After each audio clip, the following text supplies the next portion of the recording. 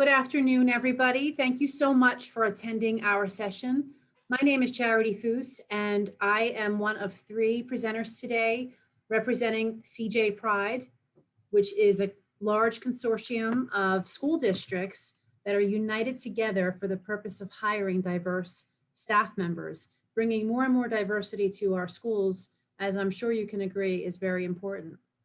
So I'm going to get ready to share my screen, and we're going to have a presentation that we're going to have up for you to look at, and we'll be talking. And if you have questions, of course, we would like for you to utilize the chat feature so that we can make sure that we go back and answer your question, which might be available and good for everybody to hear the answer to. So we look forward to sharing with you some of our information today about our awesome group. And we look forward to opening up the session at the end for any questions that you might have that maybe we can talk together. I'm going to share my screen right now. But before I do that, I wanted to point out that we have my two colleagues with me today. We have David Bailey from Milburn. Let's see if you can wave. I don't know if I can see you, Dave. I can pin you. If you can see me, here I am, everybody. Yeah, right there. I think you're pinned right now. And we also have Jackie Schneider from Franklin. Hi, everybody. There you go, front and center. So I'm going to share my screen so we can, let's see if I can get it up there for you. All right, everybody can see my screen? You're good. There you go. Okay. So as I mentioned, our group is called CJ Pride, and it originally stood for Central Jersey Program for the Recruitment of Diverse Educators. But we have grown so much that we can't say anymore that we're Central Jersey. And there's a whole bunch of politics about whether there actually is a Central Jersey. I know there's some of that kind of talk too. But our group has expanded to the point where we really can't consider ourselves regionally because we've spread across the entire state. So now we've started thinking about the C in Central to mean more of what our purpose is, what is central to Jersey. And that's our mission for recruiting diverse educators. Let me get this to go. Hang on a minute. Okay, so I'm trying to remember, Jackie, if we're... Yeah, we're just going to overview that, and then we'll get into that. We started, today we're going to talk about how we started as a consortium and who our founding districts were, what we do, what's our mission and our goals. We're going to talk about our structure for monthly meetings and how we recruit. We're going to share some of our best practices and some tips that we've learned that work really well within our own individual school districts. And we're going to tell you about what our hopes and dreams are, where we're going, what our partnerships have been, and what we're hoping to develop going forward as far as how we've become advocates really around the state now. People are starting to know more and more about us, and our intention to have greater and broader visibility so that we can have more people joining us and we can unite our talents together. All right, well, welcome everyone. Thanks for joining us. Again, my name is Jackie Schneider, and I'm from Franklin Township in Somerset County. How we started, we are lucky to be one of the founding districts of CJ Pride. We had a total of 8 founding districts.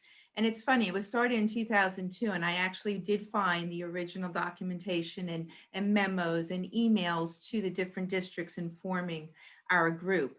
And at that time, very similar if you think about our mission now, it was pledging to work together to address the need to recruit more quality teachers for the 21st century, particularly teachers who can add to the diversity of our faculty. At that time, we were formed as a consortium.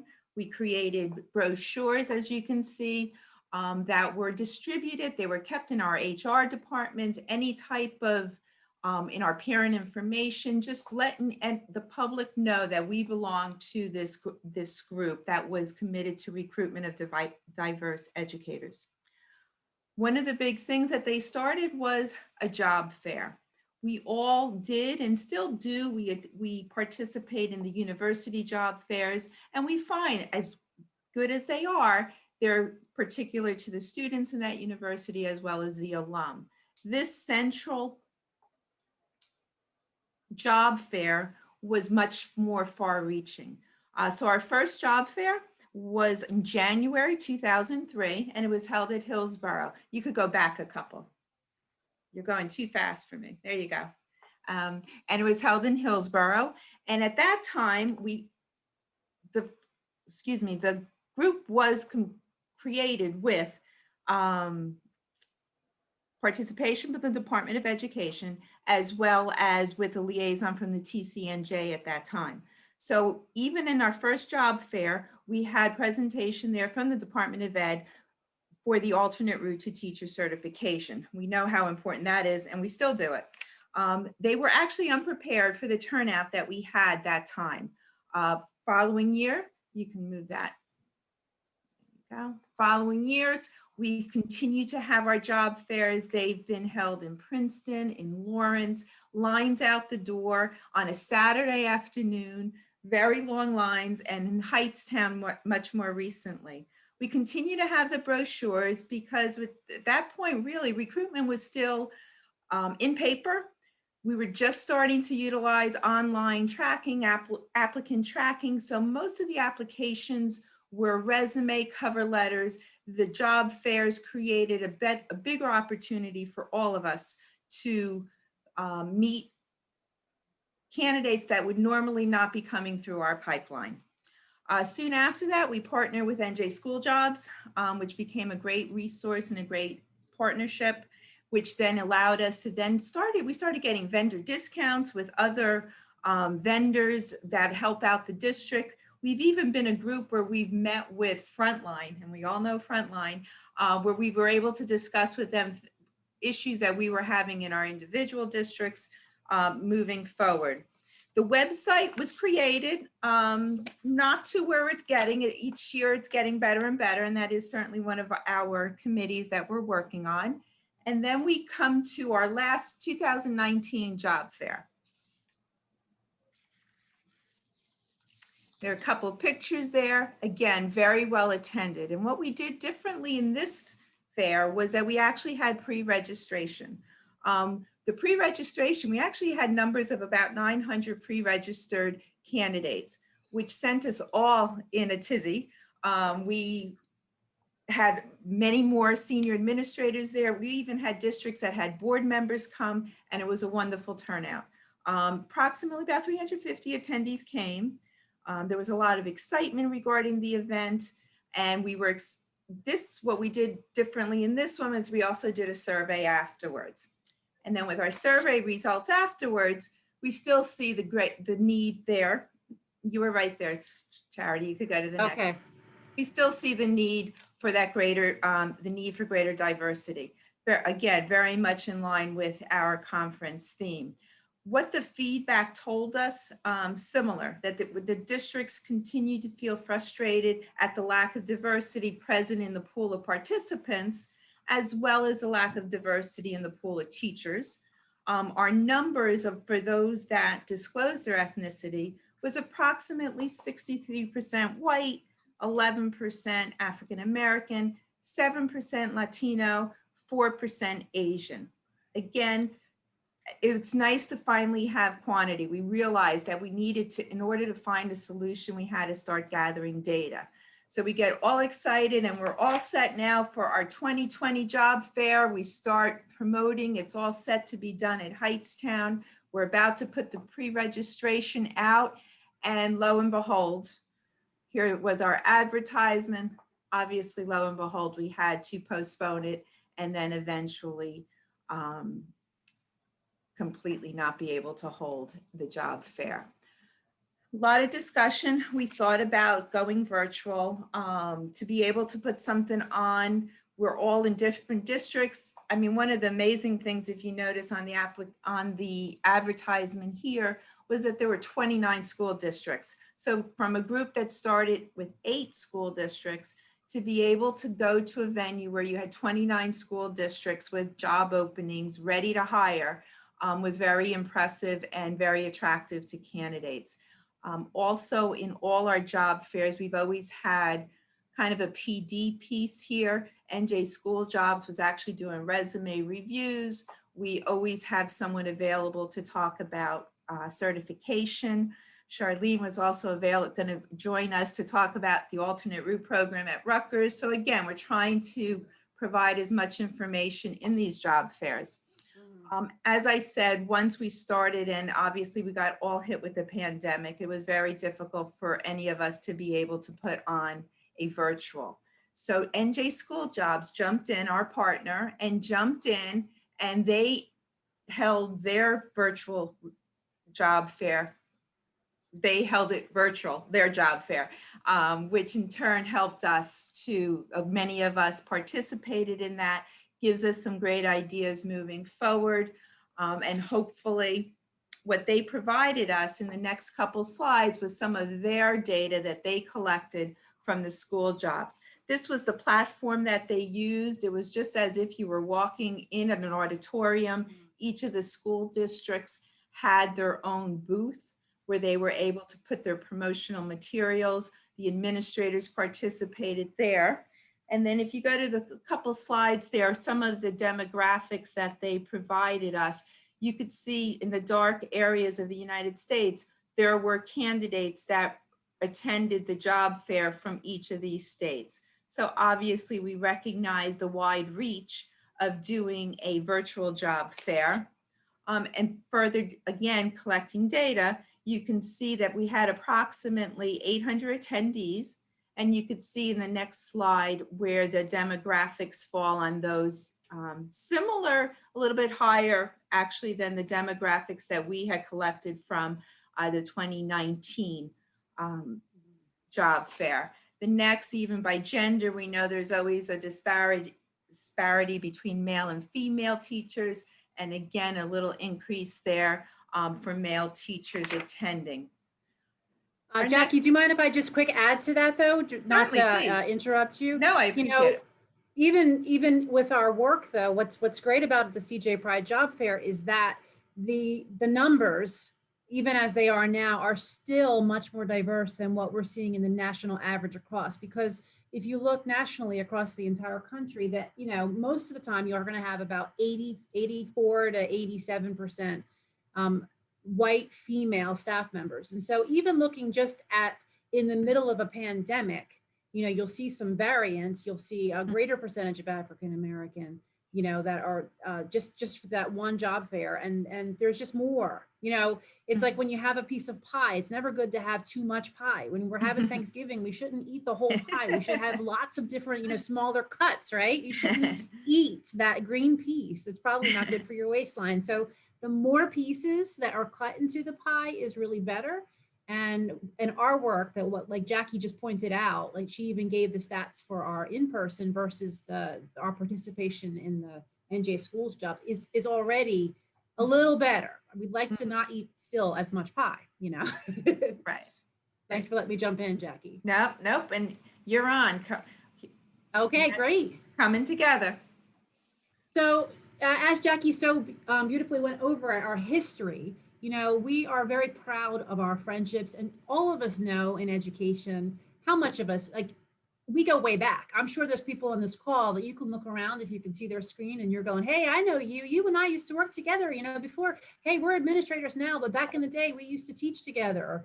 You know, education is full of networking and long-running relationships, and that is just how it is because we're social beings. So coming together is great. Networking is great. Staying together and collaborating together, of course, is awesome, and you can get a lot done. And as our group gets together and we have networking and we talk to each other and we share ideas, we're doing it online through the listserv. If you're in school boards, we're doing all kinds of things together. What we find, though, is that we have to work together. It's not just networking. It's not just talking. We actually need to align our goals to get some work done. And that's really where we are with CJ Pride. Take a look at our currently participating districts.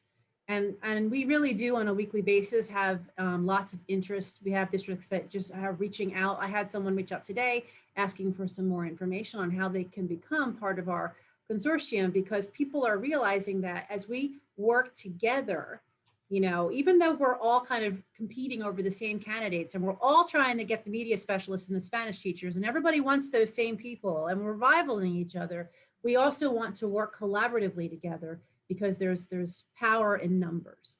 I couldn't even fit our numbers onto the screen when we were creating, just to give you a snapshot of how we look. So, and I know David's getting ready to go over some of this as well. And you can take a look at the counties around the state and see where we are.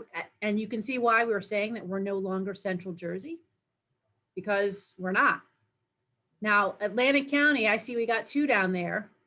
We're looking at some of those other southern counties too, because this is not just North Jersey. We're not going to change it to NJ Pride to stand for North Jersey, program or anything. We are, have a central and core mission to work collaboratively together. So I'm going to now share with my colleague David Bailey to tell us a little bit more about CJ Pride. Fantastic. Jared, if you can just back up one slide. Terrific. Thanks. Hey, everybody. I'm Dave Bailey. I'm the Human Resource Director in Milburn Township Public Schools here in Essex County. I'm a long way from Mercer County, where I'd say CJ Pride's roots are, where it got started. But I actually live in Mercer County, so I happen to connect with these people, I say, earlier than some of the other districts up north. So anyway, I want everybody take a look at the screen. I mean, Jackie started out with our 8 founding districts and how we started. And as you can see, things are definitely changing. The benefits of having a diverse staff, the cultural connections to students, the student experience, they're becoming more and more clear each year as the importance to our district and the way we staff our district and our classrooms. So what was 8 districts became 16, became 29, became more. And now we're, I think, in the mid 40s with our current roster of people who are signing on. An organization this size is starting to have some influence. So that's one of the benefits we didn't, I think, initially anticipate, but now we're seeing it, and there'll be more on that later. So we are a growing consortium. On the next slide, a growing consortium. While you can see that the district membership began squarely in Central Jersey, you can kind of see that down where Trenton is. That's Mercer County, if you're not familiar. It has been growing into something helpful and large, and you can see the spread up into North Jersey, down to Atlantic County, out of the shore. And it's kind of made us rethink, like, how do we do this? Like, should our meetings always be in the same place? Should we have one job fair in Mercer County, or should we expand that up north a little more, or more toward the ocean? So the growing has made us kind of rethink how we do some things, our locations, our ability to leverage our size and get it even more focused on what we do and some of our structure. So the next slide is really a little bit about our meeting structure. First, what we generally do, like a lot of meetings, we open the meeting with updates from the group. To give you a feel for what that experience is like, we meet in person generally each month, which was mostly last year was in person. And it's a large state-of-the-art community room. We sit facing each other in a big open session that we can talk freely. The relationships are great, where people feel good with each other, and they can just talk about anything that comes up.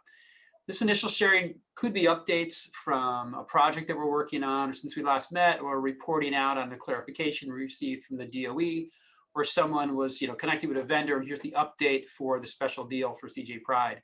But sometimes the information focuses, of course, it's always focused on our core areas of work, but sometimes it's other areas. Like sometimes it's like, oh my gosh, I just saw your district was in the paper with that crisis. How did you guys manage that crisis?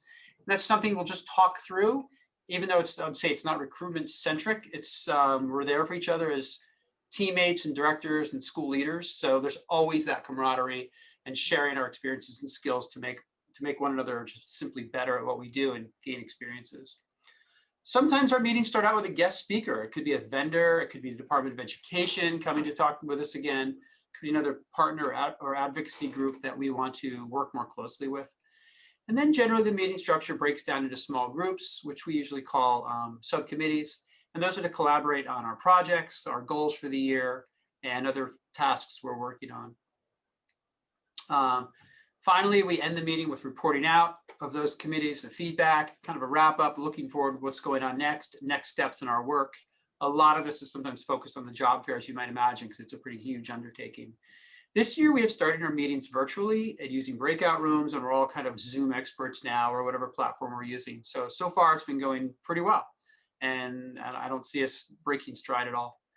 And our next slide, this is just a taste of what the subcommittees might look like for a particular year. This is actually this year for our subcommittees. So some of them are standing, like outreach and job fair. Those are happening each year, and you can kind of pick which subcommittee you want to be part of. Professional development is kind of a neat one because we get to decide who and what we really want to bring to ourselves with our own PD and our own budgeted materials. Social media is pretty standard. Scholarships, something new we started talking about a year ago. And last year we ran our first scholarships, which was, I won't go into now, but a whole process and voting and criteria. And then we awarded money to people. And the idea is to help track high school students into a college track of education, especially for those people we think would meet our criteria of hiring diverse workforce. The last item there is best practices, and best practices is, while always a focus, it's something this year we've chosen to be more focused on. And the next slide jumps into that just a little bit. And so the four main areas, just to give you a high level taste, the four main areas we want to move into are, recruitment. These are the areas we all know about: recruitment, ensuring diverse pool, hiring, and then how do we retain those particular staff we hire. So what we're going to do is come up with our own shared district experience, as well as using published research to expand on these four areas and come up with maybe indicators or other criteria underneath there that we think are essential for doing a fantastic job. And part of the idea for this is just to identify it, for ourselves as experts in this area, but also to kind of create something that we could each reflect upon as districts. Like I was just saying the other day, in Milburn, I feel like we do a lot of work to try to hire diverse applicants. And I'm looking at my candidate pool we hired this year, and I don't know the numbers off the top of my head. I think we're looking better than we have in past years. So that's really good. But then I think, well, am I doing everything I really need to do as a district to hire a diverse workforce? Am I really using what someone would consider best practices? So we thought if this group develops best practices that we all feel are great, that are grounded in research, then as districts, we can kind of reflect on that and say, okay, I'm doing really well on my, O1, my recruiting area and some of the indicators there, but how am I doing on my number 4? Am I retaining? Am I doing the areas we identified for that? So it's kind of a reflective area for districts to talk about and say, are we doing as good a job as we can? Like anything, the more you identify things and then compare and measure, it should get done better, right? What's that old saying I always say? What gets measured gets done well. So this is a way, I think, for a lot of districts to kind of measure themselves and see how are they doing. So this is a pretty great organization. I know Charity's going to wrap it up in a few more slides, but you should just know, we do strive for growth of administrators and real tangible outcomes such as this as part of being part of this association. So thanks, everyone. Well said, David. Thank you. And at all these points that he mentioned, these 4 main goal areas are things that we all can grow and stretch in all the time. There's never ever really a point where we should feel as though we've mastered it. So even if we have a great year and we say, wow, I've really increased diversity this year. I hired, I hired a lot of people who are, considered diverse, and this is great. I'm doing great. We can feel good and we can pat ourselves on the back. But like he said, we do have to really be reflective and consider the fact that really, is this, how do we know that this is, what's best for the students and best for the staff members that we are bringing in, and what types of things are we doing to continue that so that we do have the success and the positive impact on students, which ultimately would be our goal. Now, if you ever talk to me anywhere, if you see me in the supermarket or any place, and I know that I'm not alone in this with my colleagues in this consortium, I am tremendously proud of the administrators that have joined in, because every new district and every representative that comes in, I have to say, is really truly ready to roll up their sleeves, and they're serious about it. It's not like they're showing up saying, oh, I have to be part of this consortium because we have a strategic goals now and we're going through, we're not seeing that. It might be true that we have districts that are interested because there is an emphasis on hiring diverse staff in their districts, but the members of our group actually come in and we work every single meeting and we report out to each other and we're accountable to each other and everyone's taking part. So I'm really proud. I mean, even just last year, if you take a look at the accomplishments that this group has been able to pull off, we got our website up and running with a brand new webmaster, which is, again, we need to add some improvements to it, but we didn't have one before that. And again, this group's been in existence for 18 years. We had the Department of Education come in and talk with us several times. And we're very, very pleased with the receptiveness of the Department of Education. We have a great group that's just really committed to the same concepts that we are. They did meet with us to talk about what supports could be used for even during the pandemic. So when you saw that change for allowing people to have a temporary certification, they met with us. They sat down with us as directors and asked us for some feedback, and we were able to have a discussion, and we were very impressed to see the Department of Education was supportive and actually implemented some of those recommendations. We've had collaborations with historically Black colleges and universities. We've gone around, we've been able and invited to participate in great organizations' presentations, including the convening. We're super excited to be involved in the convening again this year. We, as David mentioned, we had student scholarship implemented. We had students writing us thank you notes for giving them money that we have raised ourselves in benefit of students directly. And as mentioned, we're going to be following them. We've had publications written about our work. But the best part is the fact that systemically within our own districts, we're seeing the changes. We're seeing the impacts of the work that we're doing as a consortium. And then we're coming back to our districts and we're talking to our administrators and we're saying, look at the work that we're doing. Let's take a look at these concepts and let's think about the impact that it's having on students. And our administrators are actually benefiting and changing. I've seen tremendous improvements in West Windsor Plainsboro in our hiring practices and the work that we've been focusing on. And I know several of my colleagues, if not most of them, can report the same within their individual districts. So in alignment with our growth and with everything that I can brag all day long. So if you want to go shopping at ShopRite and you want to hear me talk some more about it, let me know because I'll be happy to do it. And so if you're interested, if you have a district that's interested, and you're not already part of our group, please reach out. Now, where do we plan to go? No, we're not going to go to finishing school and have to walk around with books on our head. But we do want to, not become complacent and not just pat ourselves in the back all day and say how great we are. We do want to continue to look into the talents of the different leaders that we have in our group. So we look for increased partnership. We want diversity in our consortium. So we don't want to just be Mercer County. We don't want to just be Somerset County. We want to have representatives from all counties around the state, because just like our students and just like our staff, our counties and our school districts are not the same. And that's what's the problem a lot of times in education, is that there's a one type of law or bill or change to policy that works well for some districts, but it doesn't work for all districts. So the more diversity we have as educators and in a group such as ours, then the better recommendations that we can make with our partnering organizations. We also are seeking for greater accountability. We want to leverage the abilities of our members. I have some of the best and the brightest educators I have ever met anywhere, in our group that we meet monthly. And we want to have a broader reach, because many of if you've studied looking for diverse staff, it's hard to find them. There are no historically Black colleges and universities in New Jersey. There are no historically Black colleges and universities in New York.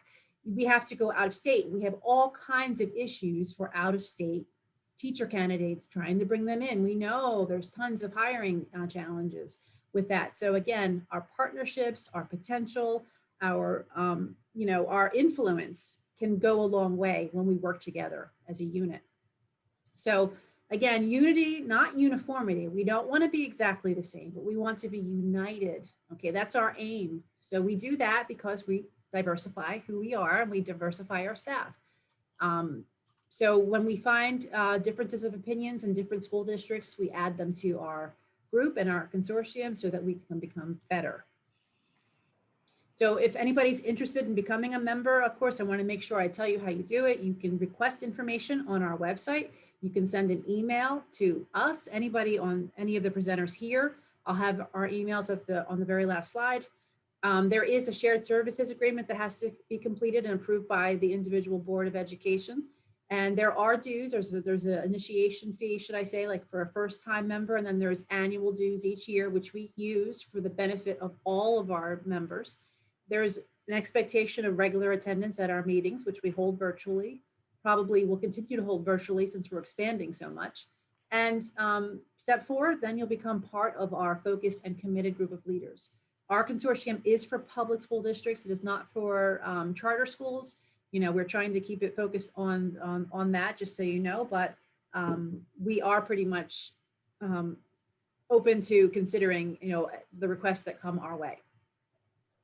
So now we're at the point of any questions that you might have. Here's is our website. It's cjpride.com. And these are some emails. You have mine, which is charity.foos@ww-p for westwindsorplainsboro.org. There was Jackie's email at Franklin Township Schools. And there's David's email at Milburn Schools. I think it's Milburn Township, Dave. My email is, so the schools are Milburn Township Public Schools. My email is milburn.org though. Okay, so it is Milburn Township Schools. Yeah, So, no, the email is correct. We'll stick with that. Okay, good. So if you have particular questions, feel free to reach out to myself, come reach out to my colleagues. But we wanted to make sure if we have some time to hear from some of you, if you have any questions about anything that we've shared today. So I'm going to stop sharing and then come back to the group so I can see you. I want to add, which was very, Jacqueline Leone added in the chat that there is a Hispanic Association of Colleges and Universities. So it's not in addition to HBCU. So I will certainly forward that to the outreach committee so that we make sure that we keep them and look further into what they have. So any of our participants, do we have any questions or any comments?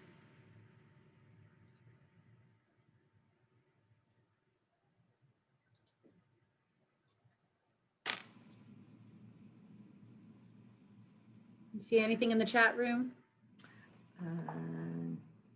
No, just great comments, great information. Thank you, which is nice to hear. Actually, Michael's asking, appreciate your clear presentation. Would you offer some of the other outreach means you utilized? Yeah, you mean share what they are, like some of the other things that we've done to create outreach? Last year there was, now I mentioned HBCUs a lot this time because of last year there was a focus on HBCUs. That's one. Again, there's a lot of other different ethnicities and demographics that we should be looking into, but there was a HBCU fair. I know right in Mercer County that we went to, some of our representatives were there, and I couldn't believe it was standing room only. The number of students that were in the area, it just seemed like they descended at the community college looking at these historically Black universities and colleges. And I was thinking, look at all of these people trying to go to these schools. And I was just wondering why they're not trying to apply to our districts. So the whole reason why we look, one thing it's important for us to consider in our work in trying to diversify our staff is that we have to look for the candidates. And, I'll tell you, West Windsor has a great reputation. We have a lot of applicants for our positions. We don't have to look. We can get very lazy. We can put a posting up and we can have lots of candidates that are coming from the local universities. We don't have to try too hard. Most of them might have been student teachers in our district, and then we just hire them. And then it's just, and we have great teachers, but it's really a more passive and lazy way to fill our classrooms. It is not seeking out. And what we have to do is you have to look for the candidates that are underrepresented. So outreach, the whole purpose of the outreach is to think about where are the gaps, where are the pockets? And so what we do individually in our districts is we study our own data. Many districts all really should be completing the EE05 report. It's a federally required report on even numbered years, and you have to submit a snapshot of your demographics of your staffing. And you should be looking at that data, not only to report it, but also to think about what does that look like snapshot wise of our staff in comparison to the national averages. And if you're not seeing the diversity that you would like to, then what are you doing every year with your new hires? What are the kinds of activities that you're doing? Are you going outside of your usual routine? Are you going to other states? Are you looking for ways to incentivize staff members, people to consider teaching from the areas that you don't see represented within your schools. And so that's what we've been trying to do, is more individualized based on our school districts, based on, West Windsor Plainsboro has about 73% Asian student population, which is a very high number. When we look at like the Asian demographics, it's not usually that high in some of the other neighboring districts, but we don't have 73% Asian staff. And so sometimes what that means is to the students, they're looking around and they're not seeing themselves in their educators. And so therefore, sometimes they just don't see themselves as considering being an educator for a profession for themselves. So when we do hire, or we have administrators even that seem to be representative of particular cultures, students do aspire and they do see themselves. Would you like to add anything to that, Jackie or David? I think you covered it pretty well. I think you did. I think one of the outreach things that we did, and it was kind of in the PD, was when the assemblyman came to meet with us, where we were really, one of our big focus was discussing NJ first. We know that especially for those districts who are close to Pennsylvania, how difficult it is to maintain those staff members when they live out of state. So those are things that we're just slowly trying to get our presence out there and have an influence when those decisions, for those decisions being made at the state level. That's great. Was that good, Michael? Would that answer your question? I sure hope so.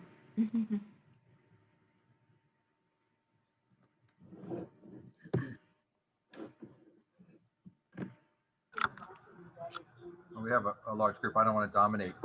No, I'm happy that you unmuted. And that's really, anybody else can do that too. Our group is not that large, actually. We're fitting on one screen. So if you would like to ask a question, you can unmute. We would like to hear your voice.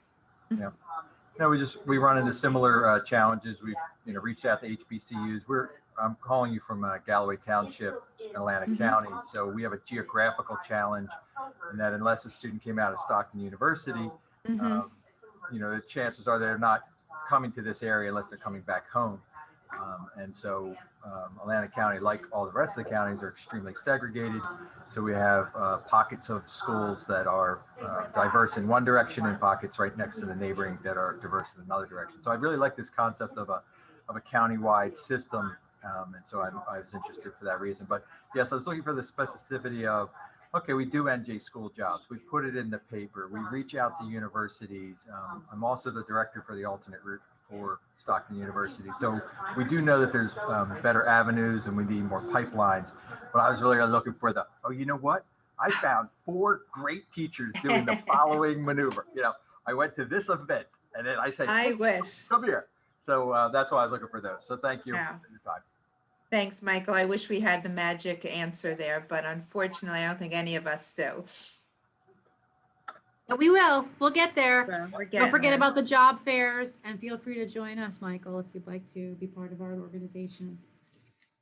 And we are looking. It looks like one of the things we are looking for to present a virtual job fair for the CJ Pride. So that's something that we're going to be working on. So again, joining us as a member, assisting in participating in that. We're hoping that that'll also give us a broader reach.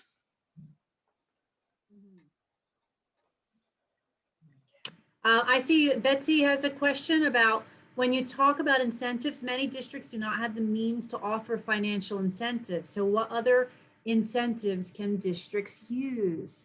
That's a good question. That's a great question.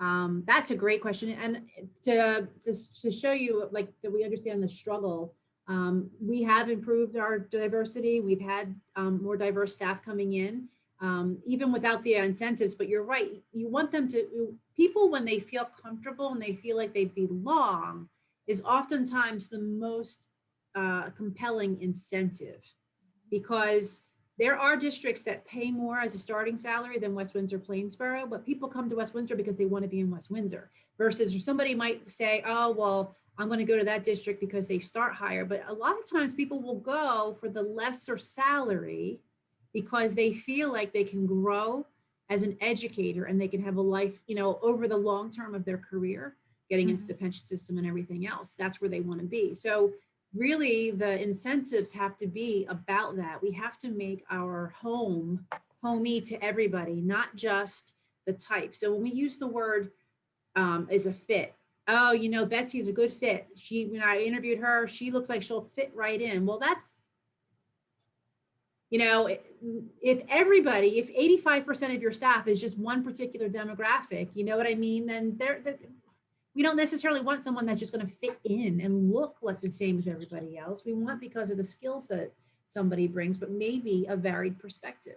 So the other incentives really are, I think, the value, the, you know, of the experience of the staff members. So we, you know, when we bring people in, we try to bring them in, you know, one suggestion is you could hire in more than one staff member of diversity. You can try to make it a goal to have, you know, like almost like a team, you know, so when people, because all of us remember who we got hired with, right? I'm sure some of you can look around and say, oh yeah, she and I started together. We you know, we've been working for 18 years and we started many years ago.